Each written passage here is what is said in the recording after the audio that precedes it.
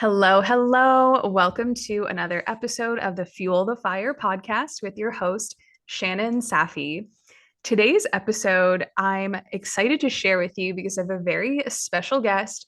Her and I have some beautiful history. We were friends back in grade school, disconnected for a little bit, just like everyone exploring their own life journey. But we have come back together and have realized how similar our paths really were. So, yeah, I'll take it as a sign from the universe and excited to share this conversation with you. We're going to get into some fun things, talk about some fun stories, and dive a little bit deeper into things around body image, eating disorders, our relationship with food, and even a little bit into sports as well. So, just as a quick reminder, we are now enrolling for Body and Soul Freedom, which is a 12-week program designed to empower women to eat intuitively and really liberate the desires of their soul. So, it's really integrating Western and Eastern practices to bring you back into a space where you can understand how to communicate with your body, how to communicate with your soul, and really start to live a life that aligns for you in a way that allows you to feel fulfilled and happy. So check that out. There will be a link in the show notes for you to check out as well. And without further ado, I'm going to introduce my amazing guest, Jess Silverman, PsyD. She's an associate professor and licensed clinical psychologist. And yeah, I'm going to give her the floor. Let her say hello. Jess, welcome. This is so exciting. It's so weird to hear someone else announce you. I don't know. It's maybe just me, but makes me sound so, I don't know. It's still new to like step into the role of psychologist.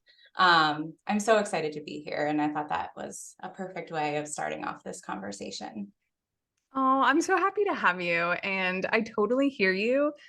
You probably recently just, or yeah, how long has it been since you've had your PsyD now? Yeah, that's a great question. It feels like it was 2021 where I was commenced and graduated. So technically in my field, you have the credentials, but I can't call myself doctor, but everyone does. Stupid. So I've been licensed in the state of Connecticut for a year. And then I also am a member of PsyPact, so I can see folks telehealth in any state, Pennsylvania included, actually, which is cool, remotely. So that's really nice. Oh, that is so good to know. Yes. Yeah. So for those that don't know, tell us a little bit about the path to getting your PsyD and what that looks like. Yeah, great question. Okay, so let's go back. I think I've always known I was interested in psychology. In high school, I took a AP Psych course in 11th grade, I think it was. And I just loved the idea of like all humans have a brain, but everyone's brain develops differently and like does things differently. And it just got me really curious about, like our environments, our cultures, our family, our friends, and like how we're born. And so actually, like, fun fact, my mom decided to, in like later life, go back to school to become a therapist. So she's a mental health professional, also in the state of Pennsylvania. Um, and Shameless plug. yeah, just that little shameless plug from my mom. So that was really fun because we would like study together. And so I went to West Virginia University and I studied psychology there. And I pretty much I just like knew I wanted psych, but I didn't really know what I wanted to do. So I was super interested in dreams. I thought I wanted to be like a dream analysis person where I don't know. I thought dreams were so fascinating. Manifestation, right? Yes. I don't even know how that ship sailed, but it sailed at some point. Maybe I was like, that just isn't, I don't know, foreseeable or realistic. Went into a little bit of like a criminology. I was really interested in like forensic psych. And then my mom, she worked at an outpatient center, like a community behavioral health program in Allentown. I don't think it exists anymore, but I interned there over the summer, and a lot of the individuals were older. And so I was like, what, 18, 17, 18. It was like maybe before college, but it might've been like my first year of college. I can't really remember. So Sorry, this is a long answer, but No, I love it. yeah, so a lot of the folks were older. They were definitely struggling with more what we would consider like serious mental illness. So disorders like schizophrenia, bipolar disorder. So they'd been pretty heavily medicated and were trying to acclimate back into their communities and life. So I got to participate in groups and just sort of like sit in on meals with them. And there happened to be a younger individual, probably in their 20s ish. So inevitably we sort of gravitated towards each other. And I just remember this person like really having difficulties with eating. And I was really curious about it. Not curious enough to ask them questions because I didn't really know what my role was, but enough that it struck me as like, what was that about? And so I found out that this person was struggling with an eating disorder, anorexia nervosa, and had a lot of other mental health co-occurring disorders as well. And I don't know, it just struck me like our conversations were so natural, and I just really connected to this person that I was like, wow, I don't know, I just felt like a connection, an emotional connection. I felt sad for them because I felt like they had a lot to give life. So that was sort of where I was like, I want to learn more about this eating disorder thing.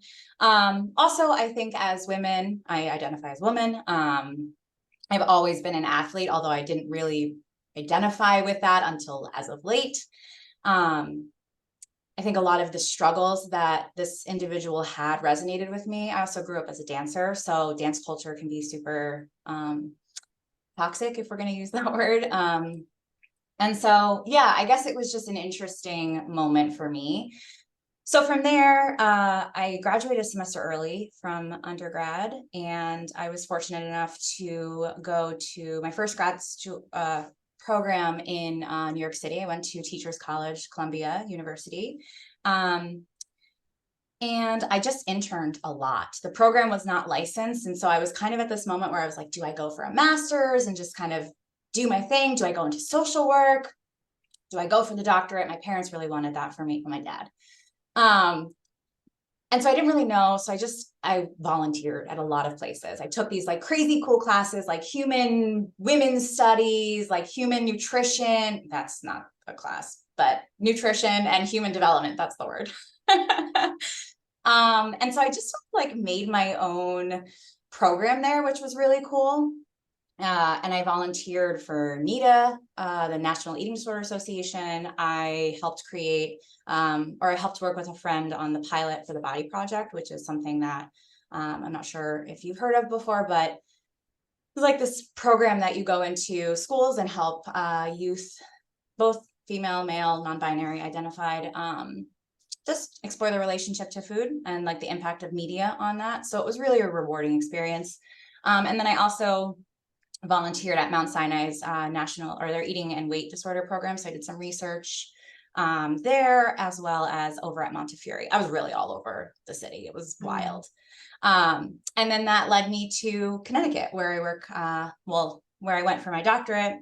I worked at a number of eating disorder treatment centers here, some research, eating and weight research programs here. So Walden, the Center for Discovery. I worked at Yale's School of Medicine for eating disorder stuff. So I've really just been all over the map. And now I work at UConn Health, and I am trying to kind of build more awareness and programming for particularly athletes, women identified athletes, but also anyone who identifies as an athlete. Because I think exercise is so important, and it's something that is often abused in eating disorders for some, and also something that we know is really helpful for mental health. So it's like this great, wonderful thing, but also it can be unhelpful. So that's a really long answer. No, I love it. And I think it's really cool to hear someone's evolution because, sometimes you don't always necessarily think like, oh, this is the path that I'm going to go down, and you know it from birth, or like even Yeah. when you start college, even when you graduate college, it's really these different experiences that we can open ourselves up to and sort of like surrender to the universe and just say like, okay, life's going to take me where I'm meant to go. And I'm going to trust that because we try to like, yeah, like make it such a thing in our head. Like we're supposed to know the answers. We're supposed to know where we're going. And when you just allow yourself to be just like taken through passion or what lights you up and the curiosities that you had, like that conversation with your friend. And it's like, these are the things that open us up to deeper things that we could have never planned. So Yeah. it's really cool that you just followed that nudge and came to a place where you were able to really use that information and that experience to be in a place of service and in a space that's really important. Yeah, yeah. I mean, it's funny as you were saying that, I was thinking, because I'm, hearing what program you're doing with this intuitive eating thing. And I love intuitive eating, by the way. And like, I think there's people who co-opt it and all of this, but as a human, I feel like we get so distant, whether it's from social media or just, trying to figure out where we are in the world, moving around and all of that, and just mental health too. But I think when I can ground myself in my own curiosity and my own intuition, that's when I feel my best. And so I don't know, it's just exciting I think that it makes sense, as you were sort of reflecting back, I'm like, oh yeah, I guess I see how I kind of fell into this. Like curiosity and intuition have just kind of brought me to where I'm like supposed to be, air quotes, because what does that mean? I don't know if people can see me. Yeah. Oh, anyone watching on YouTube will see it. So Okay, cool. yeah, So the if air you're not on quotes. YouTube, you Yeah. won't see the air quotes. Yeah, no, I totally agree. And I think it's something like I talk about it in a lot of past episodes where we're almost conditioned to disconnect and distrust our intuition because we see logic as king, especially in Western society. It's really normalized. And I think that's even part of it, and maybe even why like mental health services are so much more important now than ever because it is through our media, it is through just our hustle culture. And it's like the only way to achieve more and do more is to disconnect from your body. But when you do that, you're not able to hear your intuition. And it's like you question yourself more. And it's hard to know what lights you up because you just learn alternative coping mechanisms to just keep numbing, which then further disconnects you. And so it's kind of like this toxic cycle, and it's really hard to break, which is really why I feel like this work is so, so important because I hope we hit a point where we start to see that things should shift. And I hope there are cultural shifts and we get to experience them and see them in our lifetime and really witness people coming back to their own power and what they were innately born with that we're out there chasing and thinking we have to earn it, but it's just within us. Yeah, yeah. I mean, everything you said is like so well put. And I feel like it's also, and I don't know if you've experienced this, but it's so interesting to me that things like, for example, sport, which I believe is like a really beautiful, it's a social product, like it's a protective factor. It's this wonderful, great thing that's really helpful. And it's also something that sometimes disconnects us because especially if you're the athlete who's either multiple sports or you're competitively in school, you have to go to school from what, like 7:45 to like 2:30, 3 o'clock, I don't remember, in high school. And then you literally have to go straight to practice. And sometimes people are there until 3:30 to 9 o'clock. So you're either not eating dinner or you're eating dinner so much later. And it's like, your body is actually not hungry maybe because you're moving and you're doing all these things, but then at some point maybe there is hunger that's happening. But so it's just so interesting to me that these things that can be so helpful for us can also be what maybe can also be maladaptive, is how I should say it. Yeah, I really feel that. And it was, for me at least, when I kind of hearing this recently. So I was a CrossFit athlete and I competed Mhm. in that for a while. And probably like, I want to say it was around 2020 where I really decided, like, okay, I don't want to compete anymore. My body is tired. I mean, there's a lot more going on, but one big thing is like, even though this is my profession, like I'm a dietitian, I should know exactly what your caloric needs are. Like I struggled to properly fuel myself. And part of that just like led to some unhealthy behaviors. And it wasn't even intentional, but like that's where so much of it seems really harmless. And it's like, oh, I'm training for 3 hours a day because that's what you do when you're this type of athlete. And it's you like even when you consciously try, like I was under eating because I had no concept how much I was really burning, especially because just you're conditioned to think that you only need X amount of calories Yeah. and you should try to stick around that. And like to think that my normal day was like 4,000 calories was like beyond me. Right. Yeah. And like I said, it's like, I just couldn't fathom it. But what was, it just led me to a dangerous place where it's like I was so caught up in that identity. It was hard to let go. And then like I got myself into these like binge cycles where I would undereat because I didn't know I needed more. And then I would like binge after I'd come back and then just like feel horrible. And it was just like this just bad cycle. Right. Um, and it was like accompanied by lots of shame and guilt, of course, with it. But yeah, it was something where I loved competing. I loved being a part of a team, doing a sport, but it also at some point became like this negative thing where I was very obsessed with my performance and how I Mhm. looked. And it got to the point where I started to realize like this is actually hurting me. Even though I thought it was like so important to me, I Yeah. started to realize what I made it mean about myself just went too far. Yeah. And it led me down some like, yeah, some unhealthy patterns and paths. Yeah. Wow. Well, I love that you were able to recognize that. That's something that I think is incredibly admirable. And arguably, I did CrossFit for a bit. That's really hard, by the way. Yeah. Oh my God. It's the hardest thing I've ever done. Yeah, yeah. But it's super relatable too. So I'm a marathoner.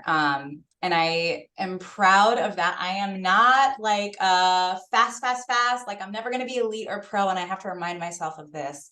Um, but I think running is the same thing, right? When I'm training for a marathon, I'm out there for 3.5 hours when I'm doing my long run. And I can't eat a meal because I'll throw up. So it's this weird, like I have to take in fuel, but there, especially in running culture, I think again, a specific physique that we have that like I don't feel I match that. I think my body is just built differently. I was a multi-sport athlete when I was growing up. And so I don't look like that.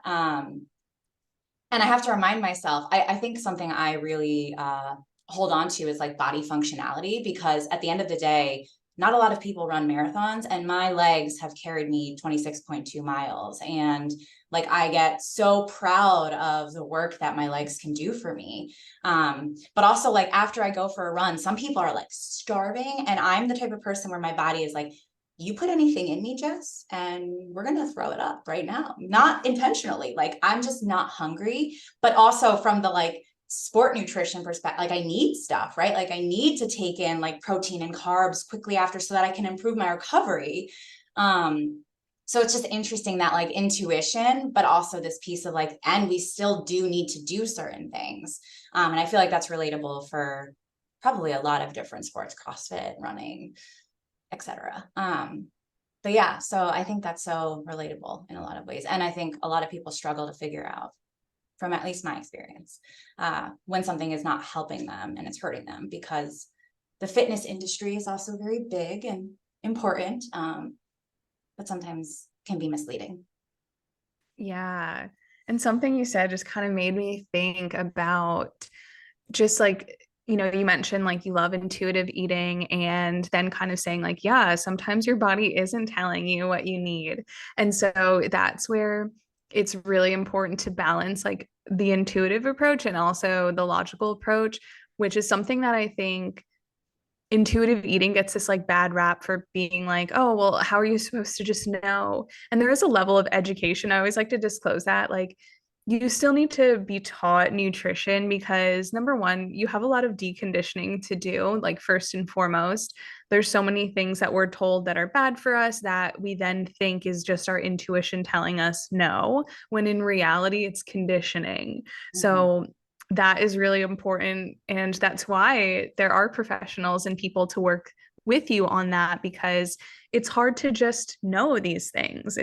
There are principles around it. And sometimes your body reacts in ways where it can't properly communicate because it is overexpended or you're under high stress and your body doesn't have the ability to tell you exactly what it needs or it doesn't know how to send you the message in a way that you can really hear it and understand it. So, yeah, I'd be curious to know your thoughts on that and around that part.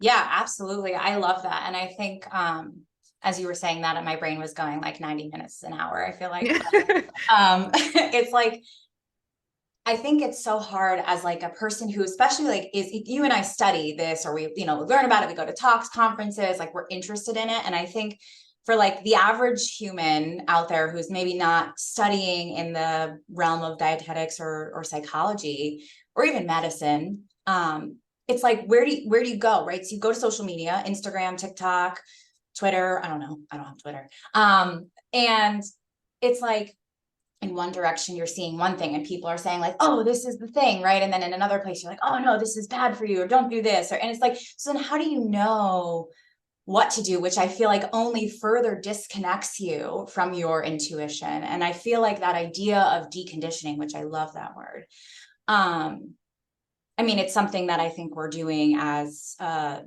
I would like us to do more of as a society from like a social justice perspective.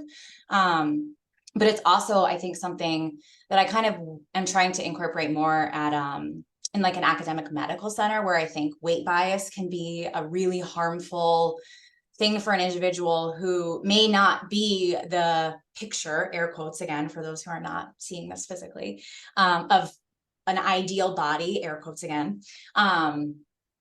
Because sometimes health isn't marked by our body size, our weight, or even the pants size that we wear, right? So I think it can get so confusing if you have people you trust or people you respect or people you see on social media that you're following, and they're saying to do all of these things, but you're also trying to listen to what your body's saying. And if you have a history of struggling, we also know that with eating, that your body cues may not be right on. And that logical side that you were talking about is, I feel like, a really helpful guide for someone who maybe is a little maybe misdirected or unsure of like where they need to go to get to the ultimate place of intuition that they're sort of striving for.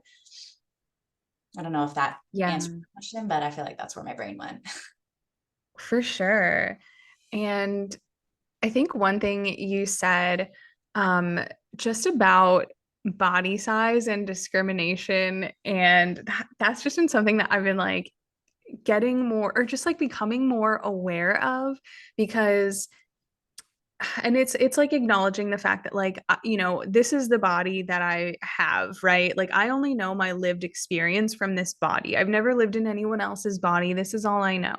Yep. And so the more aware and the more people share their stories and talk about like just like, and it goes, I feel like it just coincides with social justice, what you tapped on, where it's like people's lack of awareness that of what it is, and it's not to anyone's fault, so it's not like it's just coming from a place of like your perspective and you live in this world, and there's like so many other worlds and so many other experiences outside of your own, and it's Yeah, normal to not think about that all the time, especially if you've never been exposed to it. But exactly. when you're in this space and you hear people's experience, like, and this kind of dips into like eating disorders too, where it's like there's no body that says like, hey, you're healthy, or hey, you're not healthy, or like there's no way to know just by looking at someone. And that goes the same for their mental health. It goes for the same as like how they've been treated in social situations. It's like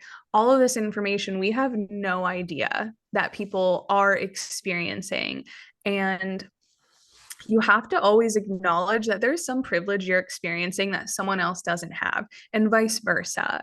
And so it's Yeah. like to be aware, it's like, okay, I have a privilege of living this experience, and it doesn't make my reality any less real or any and my feelings any less valid. But someone's also experiencing a different reality, and I need to hear them. I need to understand them and not only advocate for myself, but for everyone, and to really take a look at things and not have so much bias, or like even start to acknowledge our own biases that we might carry, and start to like try to dissolve that and promote that and share other people's stories and kind of talk about and spread the word about these things that like just might not reach people's realities unless you have that conversation with them. Yeah. Yeah. That is so true. And it's like, how do I want to say this?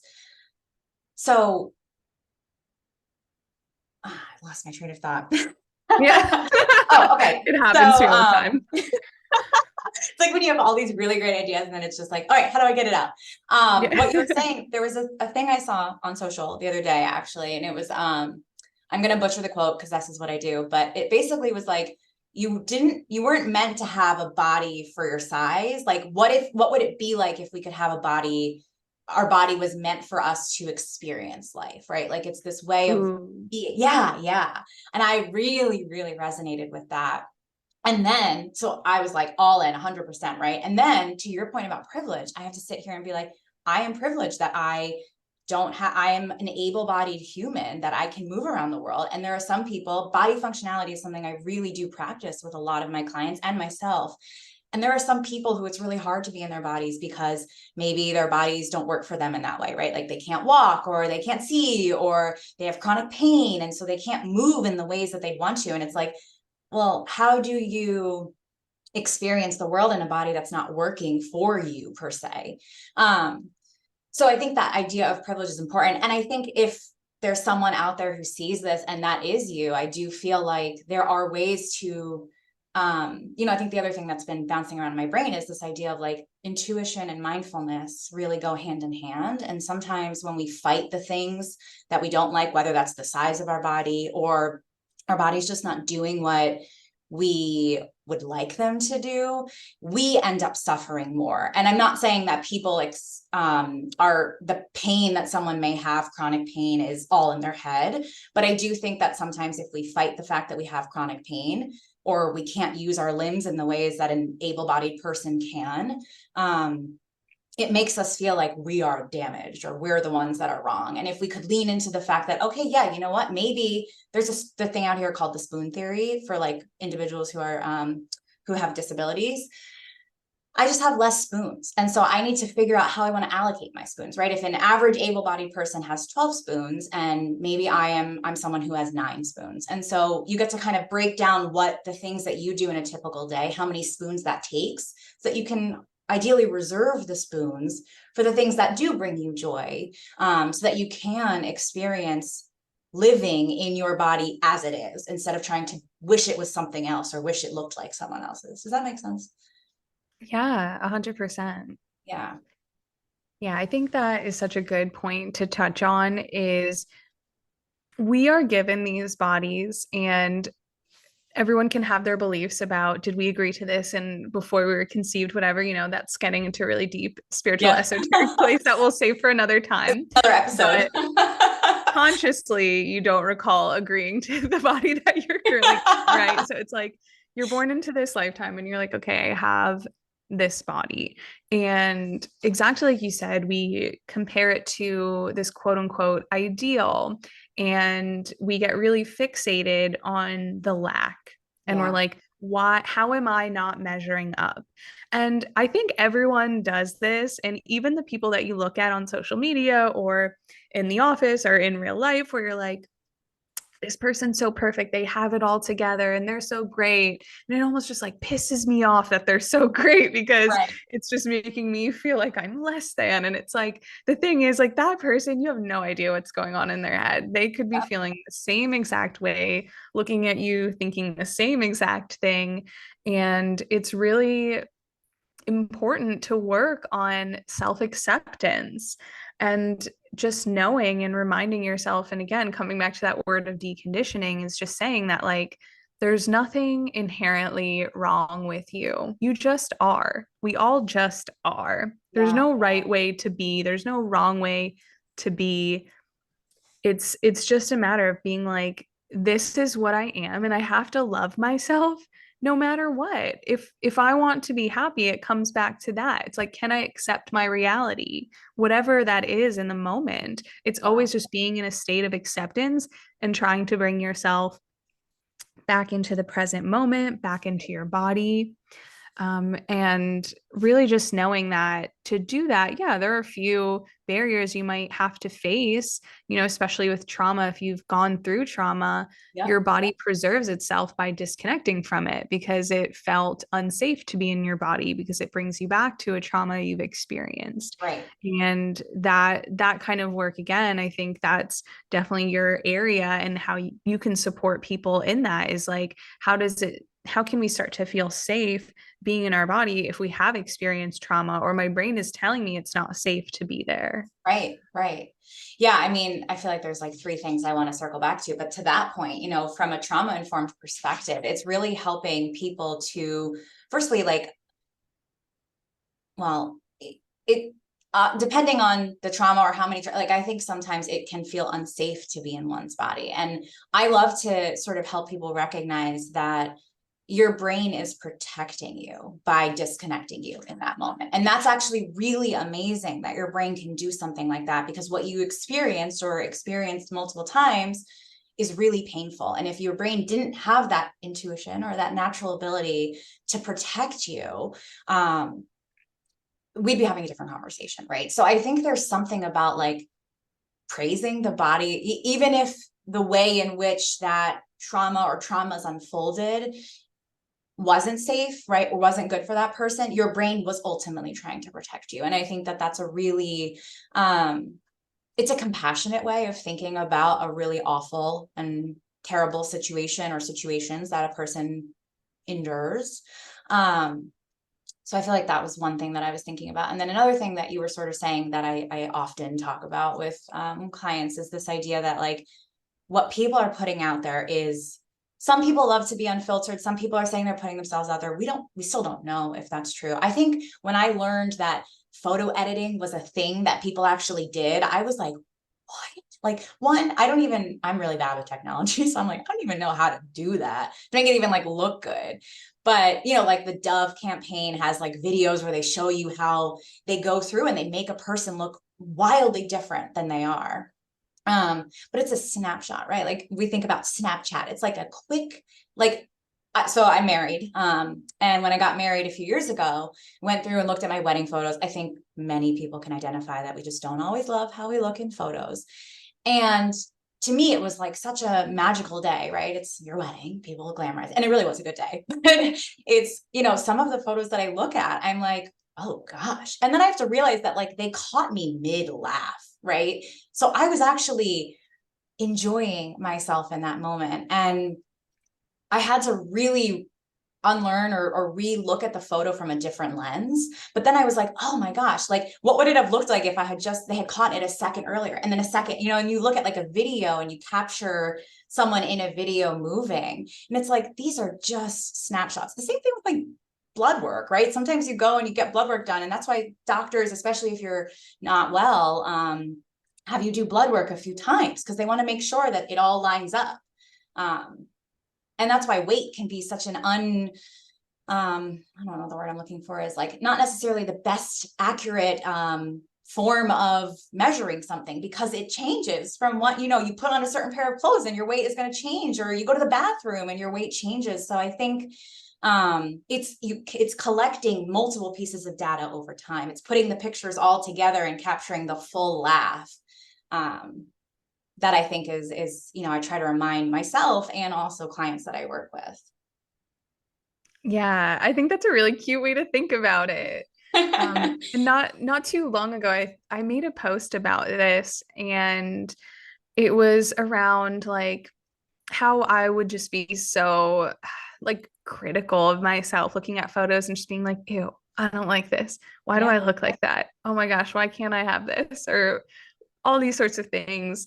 And it's been such a practice to really accept that. And just kind of like you said, it's like when I look at this, it's like, yeah, the deeper into self-acceptance you go, you just kind of like, you look at yourself differently. Like you look at any version of yourself and you just put yourself into a place of feeling what you felt in that moment. And either you can choose compassion if it was a moment that you were like, my brain wants to say, I don't like this photo of me. Right. Maybe I can just look at it really compassionately. Or looking at it and being like, damn, I was so happy in that moment.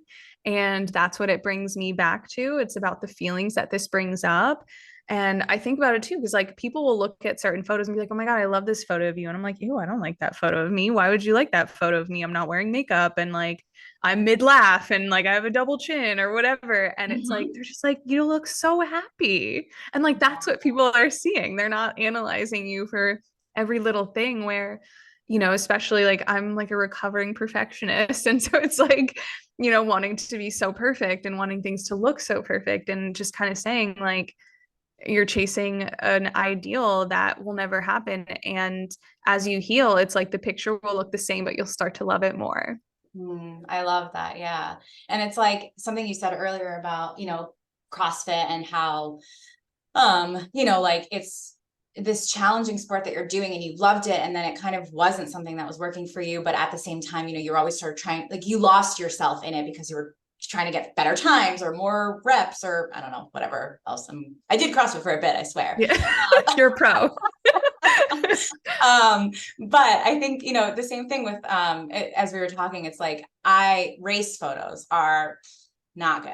Don't love them. But like I'm also running. So how are they supposed to, like when I'm not going to stop, maybe some people will. And if you are one of those people, that's great. But I don't tend to stop when I'm running. One, I don't even like notice the camera people because they're either on the other side. And the last marathon that I just ran, I don't know where the camera people were. There was like one part where I remember it was like very specific. It was like, smile, look up. So like that one was obviously good because I was somewhat posed. But I just had the best race. I mean, I was so in my body. The crowds were unreal. I had a lot of people on the course that were cheering for me. I was running in a city that I used to live in where I started running. Like it had so much meaning to me that I had a time goal, but I had lots of goals. Um, and so I knew that if I met any of them, I was going to be proud of myself. And I made sure that the goals that I set were realistic so that I would ensure that I would get one of those goals. My race photos, I mean, someone might look at them and say, oh gosh, right? But I look at them and I'm just seeing how happy I was and how much fun I was having. And like I'm sweaty and gross, but I was just so in the moment that it didn't really matter what I looked like because I'll look back, I will remember that. It's a core memory for me. And then those photos just get to help me share that with someone else who didn't necessarily run that race with me. So yeah, it's a journey for sure, but yeah, I'm very proud of that. Yeah. Oh, yeah, you should definitely be proud of yourself. And I think that's where, I see it a lot in people where you accomplish great things and do amazing things and will fixate on, well, I didn't like the picture of it, or Right. it wasn't I didn't get all my goals, or, it's something where, yeah, if you come from that background, we're like prone to be hard on ourselves because we want to be high achievers and we want to do great things. And um, it's just kind of realizing and remembering like, whether I do these things or not, whether I look this way or not, it doesn't make me any less worthy of love, of connection.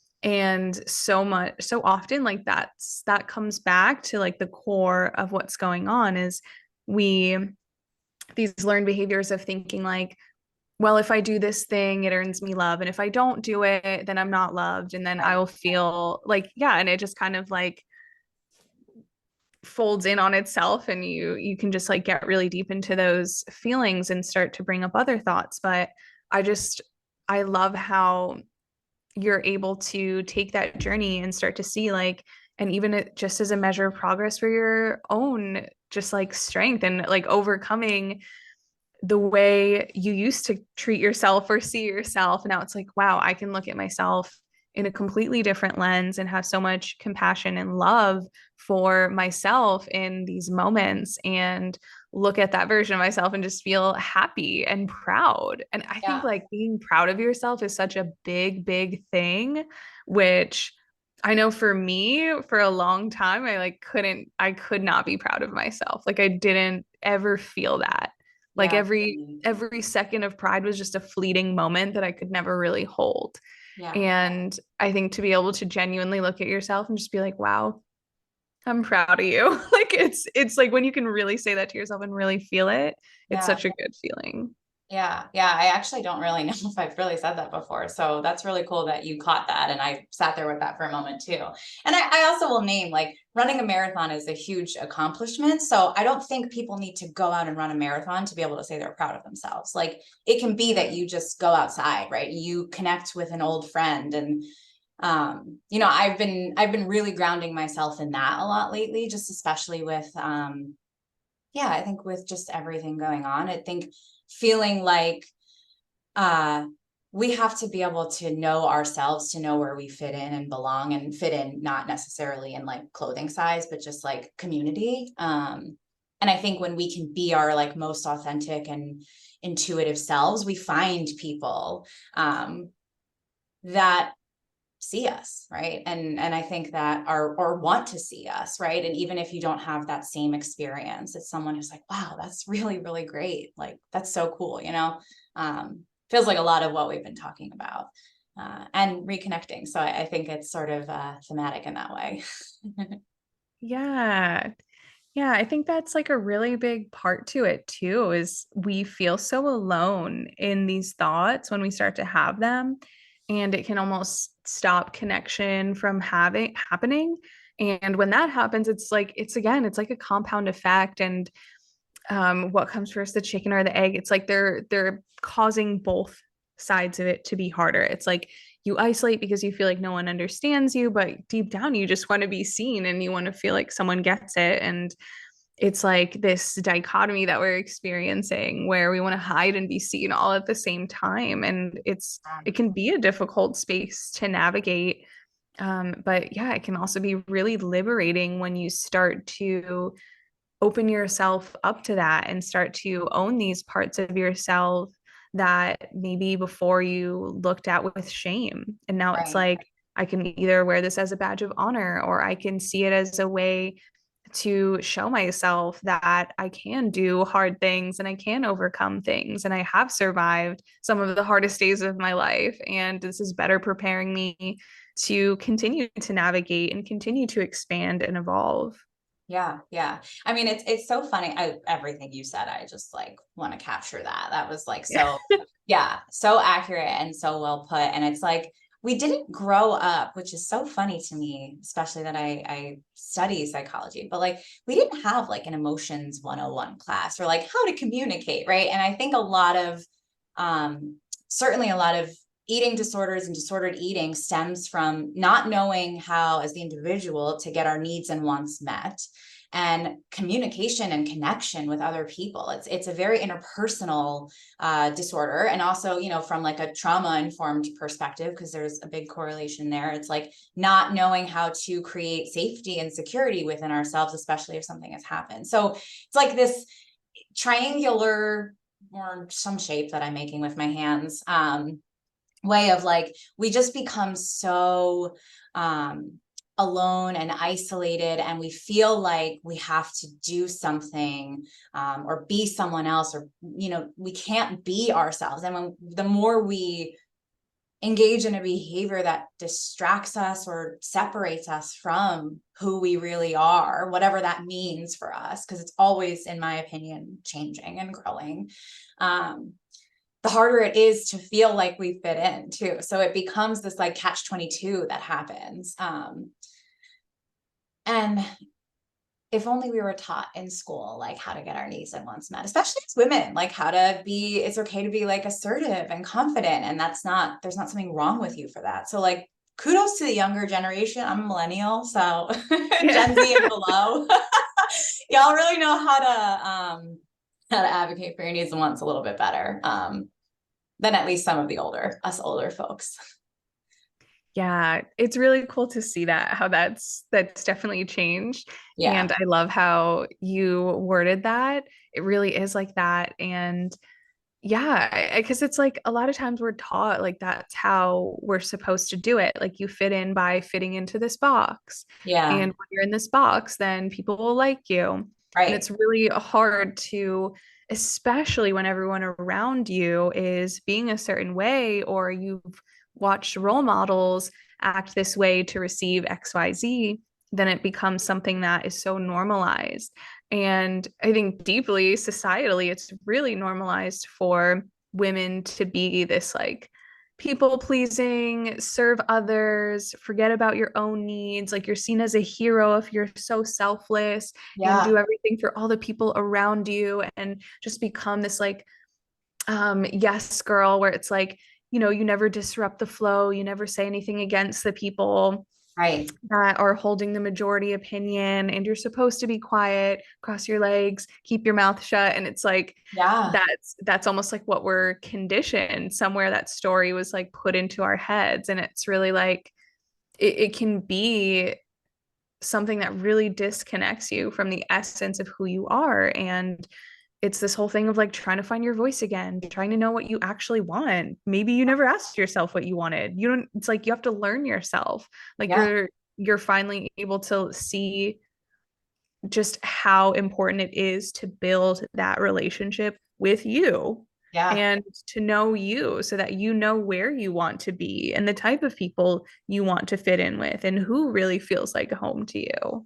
Yeah, yeah, yeah. I follow and I read a lot about some of the professional athletes and their experiences, being especially female athletes kind of making their way through a male identified sport. Has predominantly been male run and still is. But anyway, um yeah, and it's just so interesting, like big corporations, right? Big money. So you kind of have to mold yourself into what they want to be. But a lot of these athletes are like, I don't want to do this doesn't really feel good to me. This isn't who I am at my core. And also this doesn't match the message that I'm trying to put out there. And it's sometimes we have to figure that out by doing things we don't like. Like in my training, I had to train at a lot of spaces and I was able to say, like, I don't like doing X, Y, and Z because I wouldn't have known that unless I had tried it.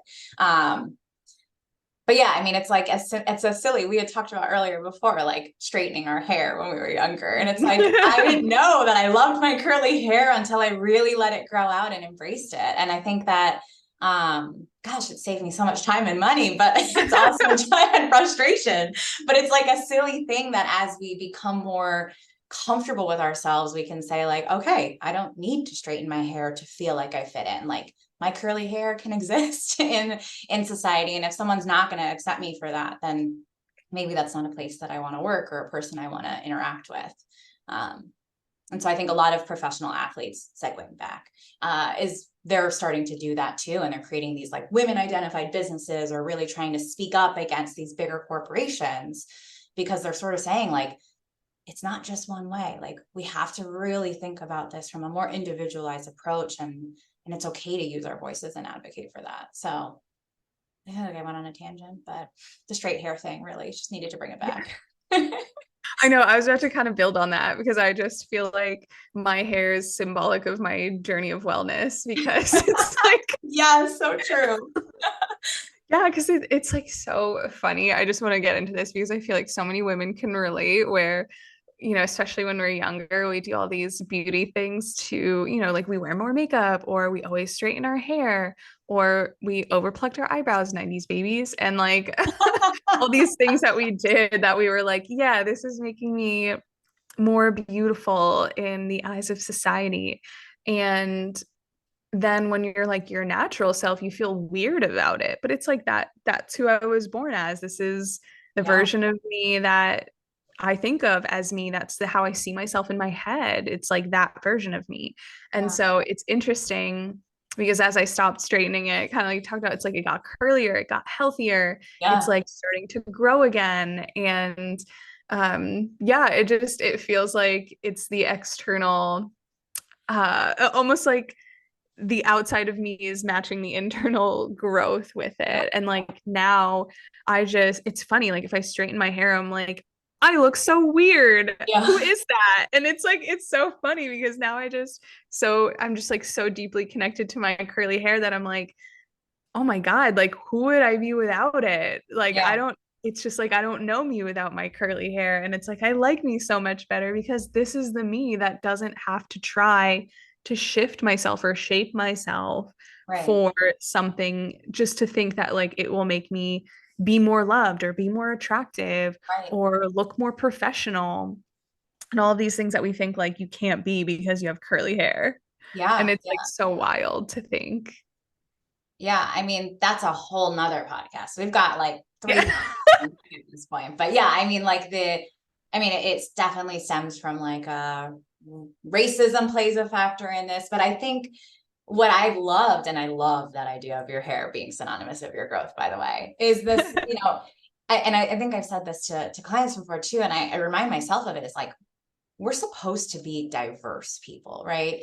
That's what makes people so great and interesting, is that we evolve. And like from a genetics perspective, like we all have mutations that we're like born with or could be born with, and then they kind of like die off. I don't remember where I learned this, but I learned it in a class, I swear, don't quote me on it. But and it happens, right? Because like it's a matter of like survival, right? And it's this interesting idea that, firstly, I think our hairs change every like 7 years anyway. So it's like, it's so good. Like, I think the hormones change our hair. So it's a great analogy, because it's almost like we have to evolve over time. Like, we're going to be changing. And we can either lean into that change and go with the curls, or, we can fight it and try to straighten it. My hair just didn't want to be straight. So, yeah, I don't know. I think I was kind of linking a lot of greater ideas together, but,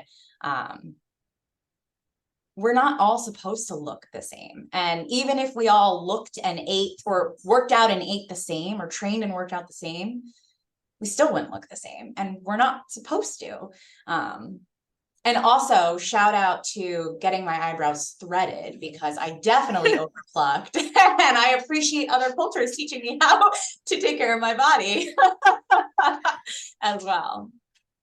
Yeah, I like how you brought that all back. And I feel like this entire episode was just like one giant tangent. We're like, yeah, we're going to talk about eating disorders. And then we I just like know. talked about everything but like, I feel like this was such an amazing conversation. And I feel like a lot of people can relate to so much of what we talked about. And even like, just on the note of that, so even with eating disorders, I feel like so many of us, just all humans, I would beg to say, like have engaged in some form of disordered eating habit. And we don't even know it because they're so normalized in our culture.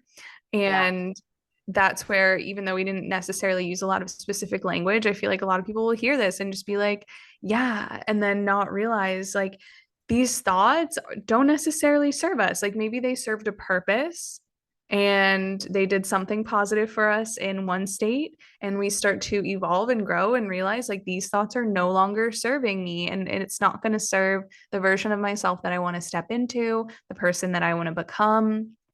And so starting to disconnect from, just like getting into it a little bit, like things like dieting all the time, or always trying to lose that 5 pounds, Mhm. or trying to look a certain way, or, just like eating low calorie everything, fat free this, low carb this, and being hyper focused on the calories that you take in, and calling it a good or a bad day depending on how you ate, and all these things that are just so normal. And like, I had this on a post again maybe not too long ago, where it's like you go out with your girlfriends and you just, all you do is like shame yourselves. You're like, oh my gosh, I wish I had your legs, like I hate my body in this outfit, and then you change like 20 times because you don't feel good in anything. And then you go out and then you're grumpy because all you can think about is how you don't feel pretty enough because of this outfit and your body or your hair or your makeup. And it's so normalized that we don't even know that it's not a way that you have to continue living. Yeah, yeah. Yeah, and I mean, it's also like that, it's sneaky, right? And I think a lot of people don't realize how diet culture has co-opted and changed, but it's the same rhetoric. And also, and I don't support diet culture, but bear with me when I say this, it is a brilliant marketing strategy, because it is the Yeah. only thing that makes you hate and blame yourself for a thing that is designed to make you fail, because they need your money. So if after 30 days are up and you're good to go, then you don't continue paying them. So they have to figure out a way to make you need them again, which is crazy genius, but also awful, because it has messed up and influenced so much of how many people, and I don't think it's just girls and women, are hugely affected by it. So true. Yeah.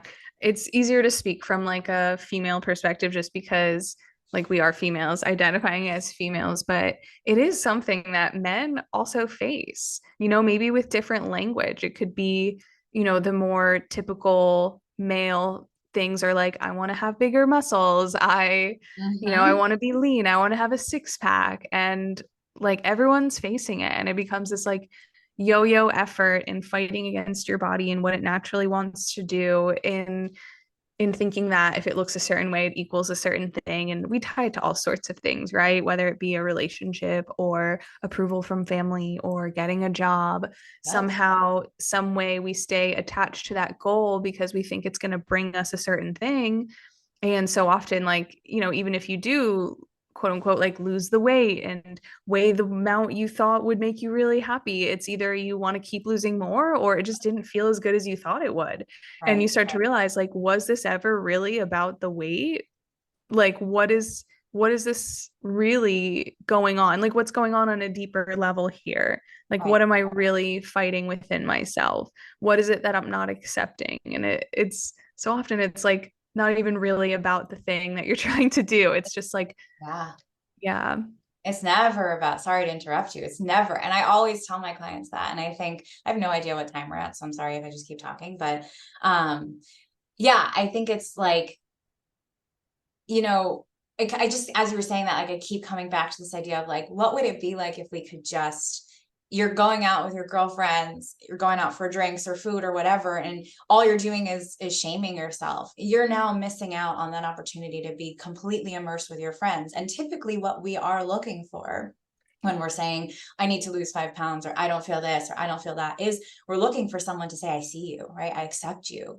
And what better community than the people that you show up with, but all you're doing is beating yourself up in that space. And then people are like, oh no, I don't know, and or then it becomes a spiral of them. And so it's just so interesting. And that's, yeah, I know we didn't get to the eating disorder stuff or any of the other things, but I do feel like what we talked about, it was like, just without saying, the eating disorder or disordered eating, I feel like it's these themes that show up and in some ways it's even maybe more relatable for someone who doesn't even feel they identify with an eating disorder or disordered eating. Yeah. yeah. Oh, yeah. I love so much of this conversation. And I just got chills when you were like, yeah, you just want to be seen. I'm like, yeah, that's really what it is. Like, you just want to be seen and accepted and know that, like, there's nothing you have to be or do to be witnessed, to be accepted, to be seen. And it's just so beautiful. It's so interesting how it's like exactly what you need is just like hiding in plain sight. Like it's you. That's Yeah. it. Just being you. The version that you are right now, right in this very moment, is all you need to be to have exactly what you want. That's so true. And if I can quote Michelle Obama real quick, in her book, The Light We Carry, all the things, I think I'm confusing with another book that I read, her most recent book. Something that struck me was, she shared this story. Not spoiling it for anyone who didn't read it, but basically like one of her really good friends is just like genuinely super happy. And it's because every morning that person woke up and they said, good morning. And like, I think their name was like Bobby or something. And I was like, I just like that idea. You're basically looking at yourself in the mirror and you're saying, I see you, Shannon. I see you, Jess, right? Like, and that's how they start their day. And I was like, wow, I was so struck by that. And I feel like what you were just saying is, like it's a helpful thing. Like just the first thing we do when we wake up is just, good morning, Jess. Like, that's it. It's like this silly little thing we can do, but it changes our interaction and the way we show up in the world. Um, yeah, I don't know. Thanks to that Uh, book. Thanks, Michelle Obama. Thank you, Michelle Obama. Yeah. But yeah, just as like the final note Yes. before we wrap up, just to build off of that, like I think it's so interesting how I'll have sessions with clients and you'll have like 20 sessions with them, and then on the 21st session you say, hey, let's try saying good morning to yourself in the mirror every morning, and now their life has changed. And it's so interesting how it's like it's always just like this one tiny little thing that suddenly sets a light bulb off in your head. And I always like to say this to remind people that it might feel like you're making no progress. It might feel like you're not seeing dramatic changes happen, especially in the space of mental health. It's like it's that building effect. It's like the iceberg theory, where it's like you can't see what's happening underneath, but eventually you're going to see that little peak rise above the water, right? It's the same thing. It's like you just keep listening to the podcast, you keep reading the books, you keep seeing your therapist, you keep seeing a coach, and one day there's just going to be that one thing that makes everything else click. And that's such a beautiful moment. So just encouragement. If you feel like you're feeling down and you're listening to this episode and you feel like, dang, I got a long way to go, just take it day by day, moment by moment. And like it's this process isn't linear. You can have like it can feel like nothing happens for 2 years and then suddenly you're a completely different person. So just remember that everyone's journey looks so different and there's no timeline for this. Yep. And it just happens how it happens in perfect timing, and just trust that it will happen, especially if it's on your heart that you want to evolve and grow and heal from Yeah. these things. It will happen for you. So well said. Awesome. Well, thank you so much for this conversation, It was Jess. so much fun. I loved this. Same. I really, really did. And I can't wait to connect. I feel like we'll have to do another episode in the near I'd love, yeah, well, future. we're going to talk about. Yeah. The world needs to hear that too. Yeah, at some point. Well, yeah, if people enjoyed hearing this conversation, how can they find you and how can they connect with you a little bit more? Good question. So I am on social media.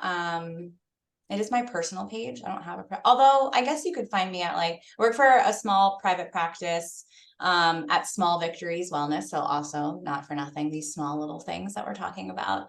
So you can definitely find me there. And then at Yukon Health as well. I have a profile. And also Voice in Sport. That's another place. I'm just all over the place again. So lots of different ways that people can kind of connect with me. And I'd love to hear from folks, just to hear if there's anyone out there that this resonated with or anything. So I'd say those are probably the best places that you can find me. Awesome. Yeah, we'll post some links in the show notes Yeah. to things that you want to share with people so that they can find you. And of course, we always love to hear from you. So tag us, take a little screenshot, throw it up on the gram or whatever your form of social media is. And yeah, we want to have a conversation with you. So message either of us. And it sounds like we're both here for it. So I love it. 100%. Awesome. Thanks so much, guys. And thanks again, Jess. Thank you.